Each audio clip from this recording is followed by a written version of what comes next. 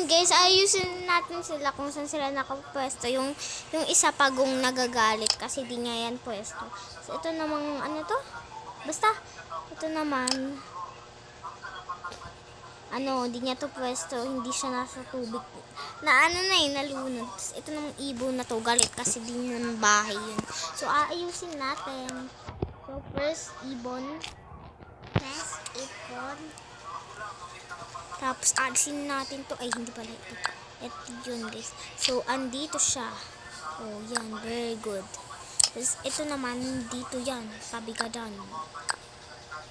Ayan, very good. Tapos, ito naman, dito natin yan iligay. Guys, comment kung ano to guys. Comment kung ano to. Ay, ano ata to eh? Squirrel. Squirrel ata to. I-comment nyo sino yung favorite nyo. Ibon ba? Or pagong? O squirrel? Ay, squirrel tuloy. Ano to? Ay, squirrel. Ay, basta, squirrel.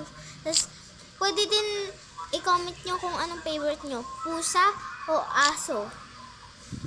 So, mag-comment kayo, guys. Mag-comment kayo kung sino mas cute dyan. Yung para sa akin, ang mas cute, yung pagong. Pagong. Basta yung pagong, guys. Tapos, yung second na cute, itong, squirrel. Tapos, yung isa naman na cute, itong ibon. Tapos, yung pangapat, yung aso. Tapos, yung pinakahuli, yung pusa, syempre. So, guys, sino yung pinaka-cute? Tapos, favorite mo na